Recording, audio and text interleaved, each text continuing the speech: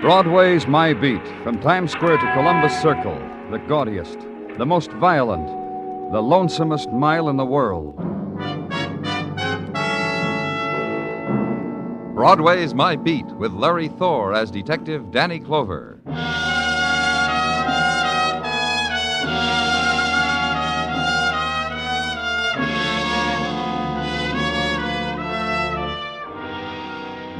In the midday of summer, the sun plumps down and kisses Broadway's cheek, and Broadway loves it. The minutes are warm at the lunch counter, and the salami and cream soda never tasted so good. And walking by, the day's entertainment, the red smiles and the summer dresses and the sandaled girls with the legs of tan, and winking at you, the man with a potato peeler, which also cuts glass, also, if held just so, will scale a fish, free to whoever buys a pack of marked cards to play tricks on your friends. Slice of Broadway at high noon. Good time. And noon in the summer lasts too long when you're indoors. There's a sound to it, compounded of electric fans in the aggregate, flies trying to escape against windows, and a drone that just happens to be there. Noon at police headquarters, and the opening door. Danny? Come on in, Muggavan. Oh, thanks. You'd have had the Coke a couple hours ago, only I got stopped. Oh? Yeah, Dr. Sinsky grabbed me. Well, I'm happy for both of you, Muggavan. What's on your mind? Dr. Sinsky grabbed me and walked me into the lab and handed me a report. Yeah, I'll read you on the paper what it says under comments. In my considered opinion, subject died of alkaloid poisoning, which I doubt was self-administered. Signed, Dr. Henry L. Sinsky, MD. Okay, Muggavan, run it down for me. Subject's name, John Rand. Address, here. John Rand. Name mean anything to you? No. Cotton importer and processor. I looked him up. Very rich. Very sickly, I thought. Well, what do you mean you thought? Well, I just talked to his physician, Dr. Montoya, who refused to sign his death certificate, which is why we performed an autopsy. Dr. Montoya said, wait a minute. Well, Just take it easy for a minute, will you? I want to make sure. Yeah, here it is. Deceased John Rand, his doctor reports, was a bedridden invalid, but a hypochondriac. Not organically sick at all. I see. So that when Rand died... Yesterday. Thanks. So that when Rand died, the doctor wouldn't sign a certificate of death due to natural causes. Right. So the autopsy. So the finding of poison. So homicide. So the squad car's waiting for you downstairs. Hey, you know what? What? Department ought to have convertibles for squad cars in the summer. No? Forgive me. See you later, Danny. Ride Broadway now. Play the game with the jaywalker and match him jutted jaw for jutted jaw. And into Central Park, where sit the nursemaid and the powdered child, where stroll the couples, and further on where they got tired and the grass is very green. And right turn into Avenue again, where wealth is, quiet street, where siestas have been heard about and are being taken. Downstairs from which diamond bracelets still sparkle as brightly in small shop windows. And the single mannequins in Parisian style curve a wrist at each other from across the street. And the address you're looking for.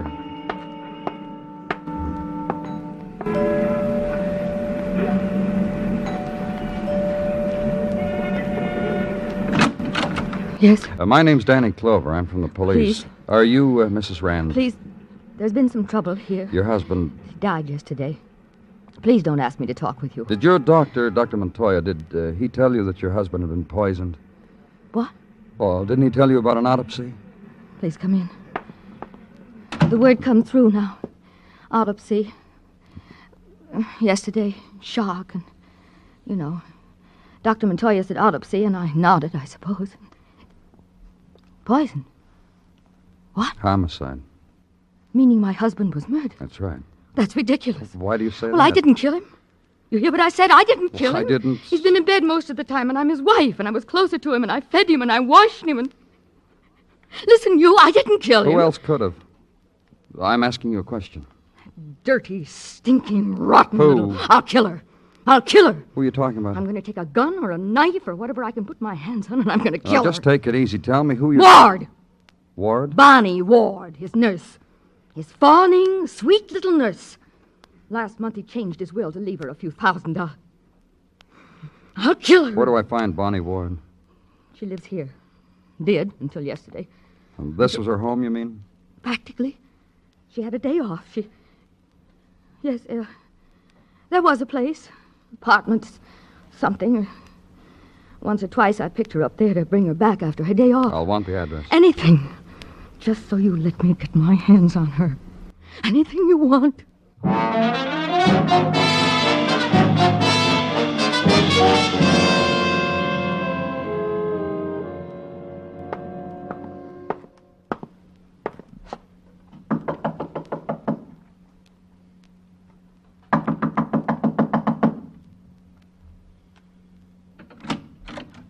Yes? Miss Ward, you're Miss Bonnie Ward?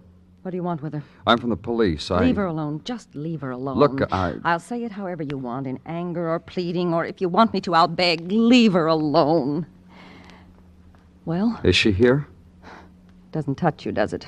How a woman Well, will just lower answer herself, me. Is she here? demean herself, crawl, grovel before people like you, and it doesn't touch you. Makes no impression.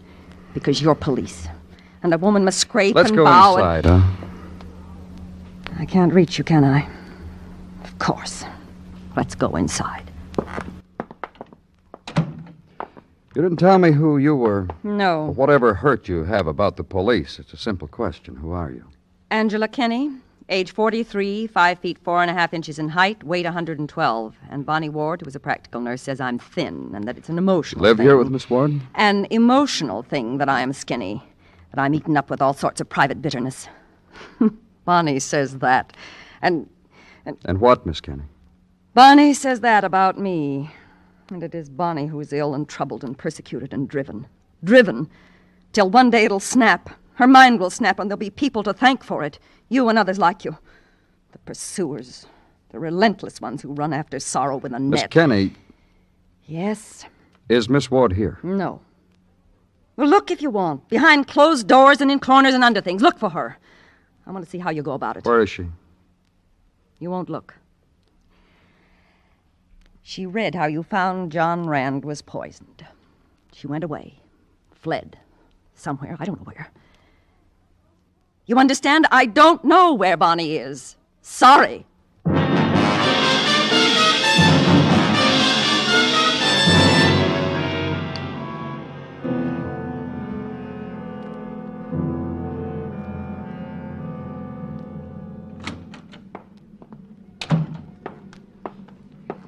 Danny? Yes, Gino? Hello, Danny. Gino? You are looking well? Thank you, Gino. And you, Yes, Danny. you're looking well, too. You mean it? You're not making it up? I mean it, Gino. I mean it. No sense getting in an uproar about it. No. You have something, Gino? One chap to tell another chap that the other chap is looking fit. This is common courtesy. As we had not passed our accustomed greetings to each other earlier today, you and I thought only... Well, why make a federal case out of it, Danny? I'm sorry, Gino. Now, may I... Of me to ask, may I? Danny. Concerning the All Points Bulletin on one Bonnie Ward, this is what you wished with your may I? Yes, Gino. I saw it coming. Concerning the All Points Bulletin on Bonnie Ward, she is still at large. A female answering her description was brought into the 12th precinct. However, said female averred not to be a practical... Don't bother with an excuse me, Detective Muggavan. Thanks, I won't. Danny, I just came in over radio. What did, Muggavan? How there's a woman on a ledge, 12th floor of a building on West 23rd Square. She'll jump, drawing a crowd. Don't they too. always look, Muggavan? Why don't you Just get up? listen, huh? This woman, she's screaming her name. Bonnie Ward, she screams. Watch Bonnie Ward die. We haven't much time. No, we haven't. Come on.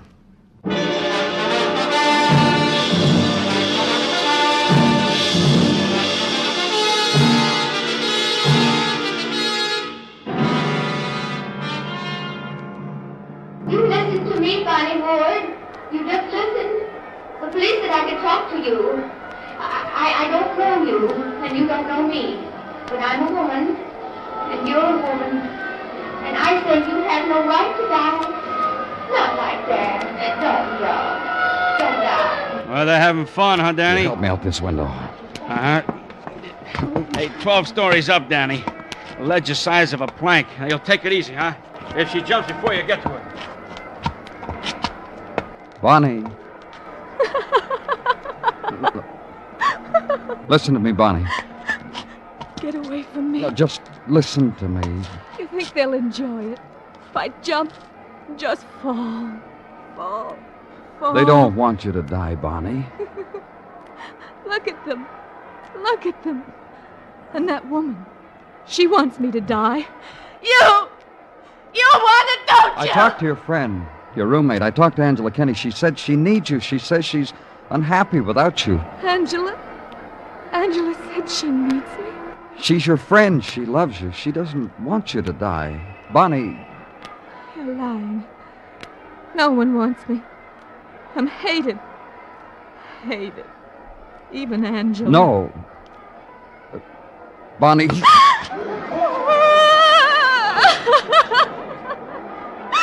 I want to jump. And I can't. I can't. Come on, Bonnie.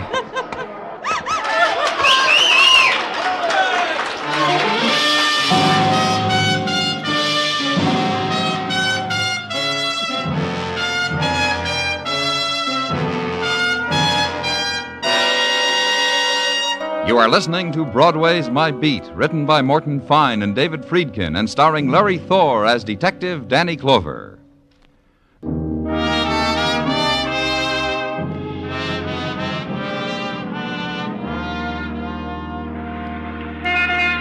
The July winds, heavy with heat, begin their unraveling, and Broadway lolls against a doorway, submits to the drifting warmth of their touch, lifts a throat to them, bares a shoulder, cocks an ear to summer whisperings, and the word eases down the street. This summer, no regret. This summer, rockets that hang in night sky and burst and never fall. This summer, the saxophone song, a never ending. This summer, punk to sparkler and cascade of a million stars. Not like the last time. So dig deep for the currency that buys an ending to last year's dream. Walk with it to some upstairs place and make your bid. This could be it.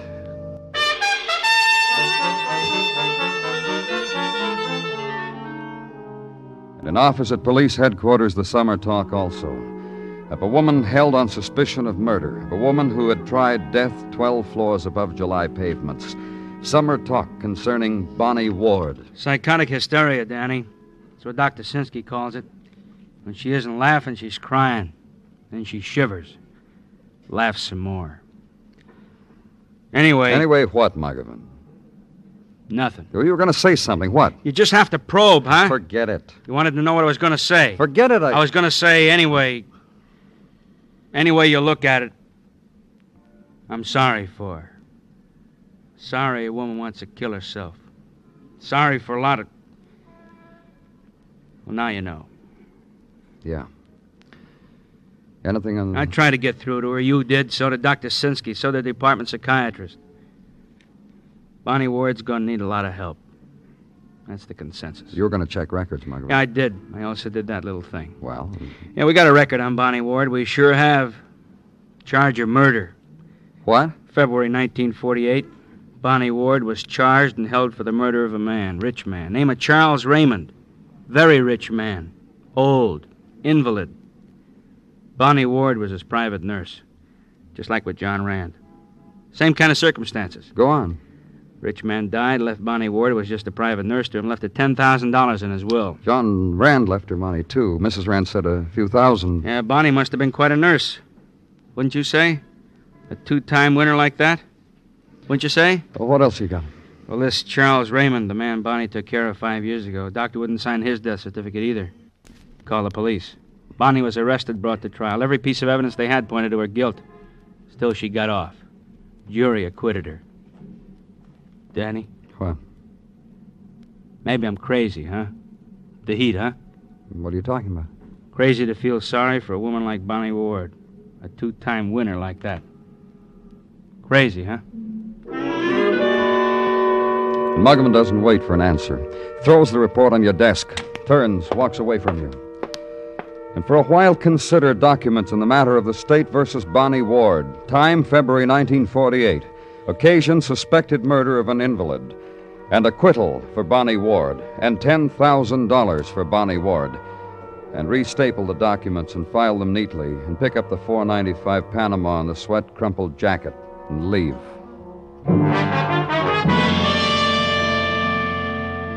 And the room where Bonnie Ward spent her time off with John Rand, murdered man. Room where she spent her time off with Angela Kenny is sodden with July heat. Here by the window, Mr. Clover. It's cooler. Move to the window through a room littered with newspapers and front-page photographs of Bonnie Ward's attempt at death. Closer now to Angela Kenny, who stands at the window with a pair of scissors and carefully snips.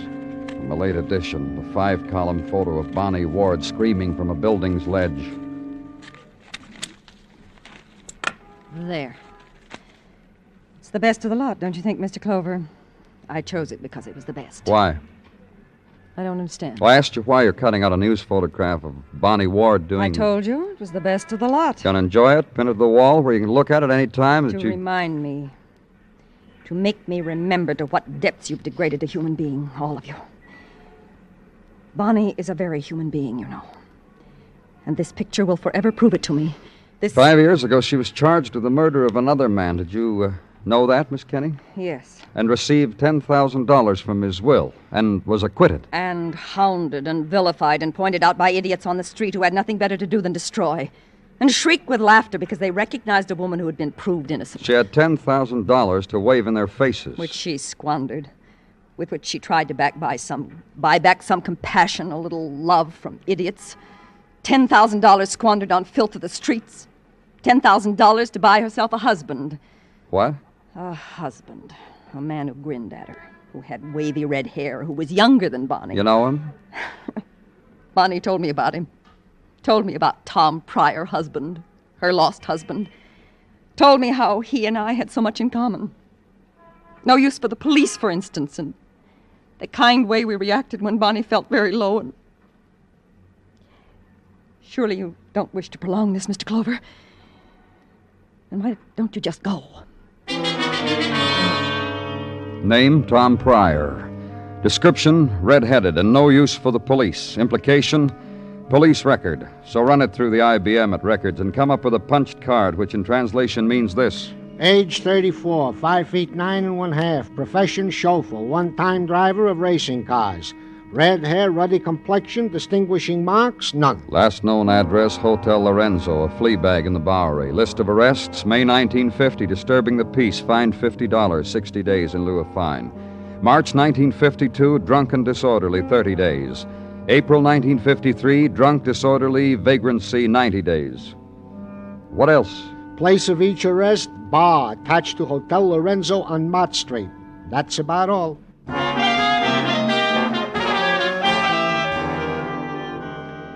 Downtown now and through crowd to Bowery. Those who stand upon the corners in January have not altered their stance in July. Neither the standers nor the sparlers on the pavement, nor the one who didn't quite make it out of the doorway onto the street. Only his legs did, and somehow his bottle. Lorenzo Hotel, a sign that said so, and that it was a family-style hotel. And to the left of the entrance, a bar. Go in. And pose a name and a badge to the man behind the bar, who exchanged his glasses for another pair, then points a finger to the back of the room and wipes the bar in front of you when you walk away. Tom? You, Tom Pryor? Cop? That's right. How do you do, sir? George, bring us a drink, George. My special. The Tom Pryor special. When's the last time you saw your wife, Tom? Now, there is a question which is harmless if I've ever heard one. It's a fella asking... George, old boy, here. Take a 5. No, take a 10. Bring change and nickels for the music box so my Just friend... bring him his change, George. Hey, nickels! Where did you get all that money, Tom? Where'd you get yours? Must be $100 there, or more. Never argue with a cop. Especially you can't run fast like me. What do you do for a living? Chauffeur? Working? No. Why? I happen to be in a bar drinking, sir. I've been told time and time again, and with reason, sir, that alcohol and driving do not mix. Last time I heard it was from my employers. Another question, Tom. Did you kill... I did not kill anybody, sir. Thank you, George. Take a handful and play some music, huh? You ready to talk to me now, Tom? You don't touch your drink, I'll be Oh, sorry. You ready to talk to me now? You are my buddy, sir. Tell me about your wife. Gladly. To her, I was a hero. I dragged her out of the Hudson River so she could start life anew. Romantic story of how we met. You met your wife was going to commit suicide and you saved her. Sure. Long time ago, 5 years ago? Sure. After she was acquitted of murder. You know how right Rain is? That's how right you are. Go on. Romance. She had 10 grand. We blew it in Las Vegas. How long ago was this? A couple of months after we married. 3, 4. Our love was so fine and so fine we didn't count an hour or anything. Why did you leave her? No dough. Besides, she was always talking about going back to the Hudson River and giving herself up, or jumping off a big high tower, or shooting, or... Hey, you know what the doctor said? What? She gets a shock anymore, like that murder rap, like, well, you know, shock. She's gonna destroy herself, perhaps, the doctor said. Perhaps he said. I happened to mention this information to my employer at the time. Who was that? Mrs. Rand. Mrs. Louise Rand, sir. John Rand's wife? My employer. You mean you worked for her? My employer. And now, if you'll excuse me, I believe I will have a small catnap. Good night, all.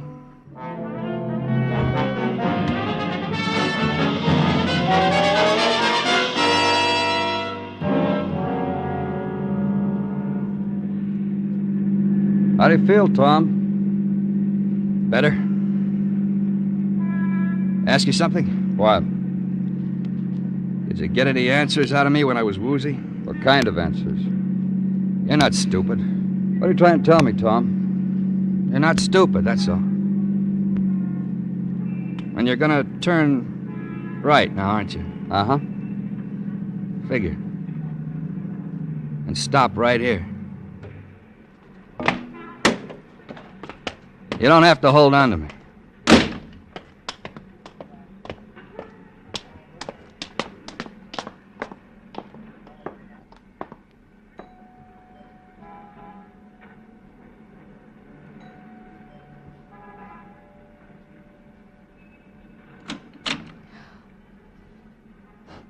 She's speechless. I warned you a long time ago, Mrs. Rand, this was liable to happen. Let's go inside. What are you doing here? Oh, my. About your husband. Of course about my husband, but him. Me. I haven't quite figured out about you, Tom. How about accessory before the fact? Hey, look what I am. What are you talking about? About a fact, about the murder of your husband. You have his murderer, that nurse. Oh, my. What's the matter with you? This is Mrs. Rand. Once she was my employer. You never did tell me, Tom. How long ago was that? Oh, about $3,000 ago. Mrs. Rand. What do you want? When did Bonnie come here to work for you? After he left.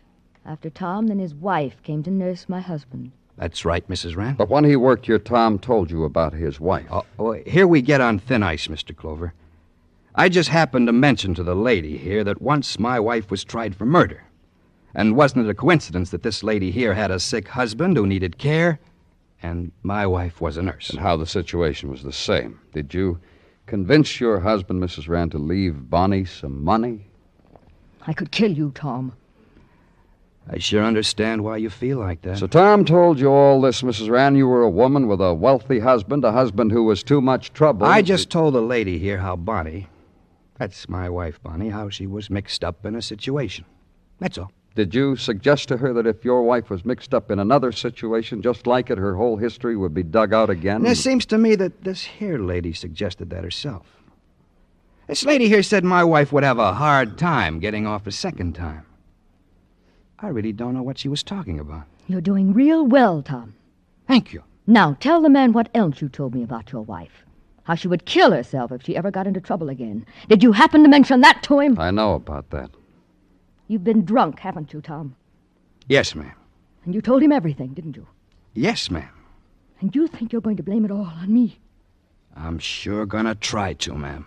I've been paying him blackmail, Mr. Clover. Yeah. I've been supporting him, paying him You just... poisoned your husband, didn't you? You know what I could do to you, Tom? Yes, ma'am. No use trying, is it, Mr. Clover? We better go, Mrs. Rand. Hey, I'm going too, huh? That's right. You wouldn't let me drive, would you, just to drive her again? I think that'd be pretty. No, huh? This way, Mrs. Rand. Oh, I'll open the door for you, Mrs. Rand. You're quite welcome, Mrs. Rand.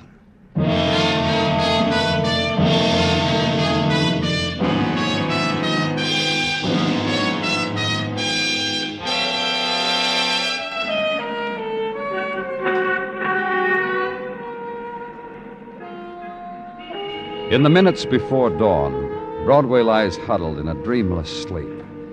It's the time of the long night and no stars and the muted wind.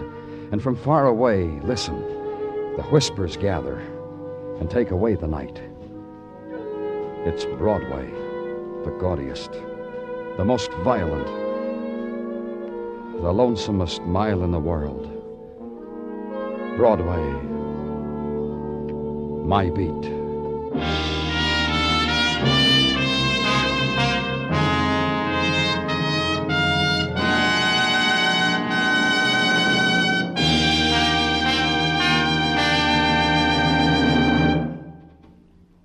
Broadway's My Beat stars Larry Thor as Detective Danny Clover, with Charles Calvert as Tartaglia and Jack Crucian as Muggavan. The program is produced and directed by Elliott Lewis, with musical score composed and conducted by Alexander Courage. In tonight's story, Lorene Tuttle was heard as Louise Rand, Herb Ellis as Tom, Irene Tedrow as Angela, and Truda Marson as Bonnie. George Walsh speaking.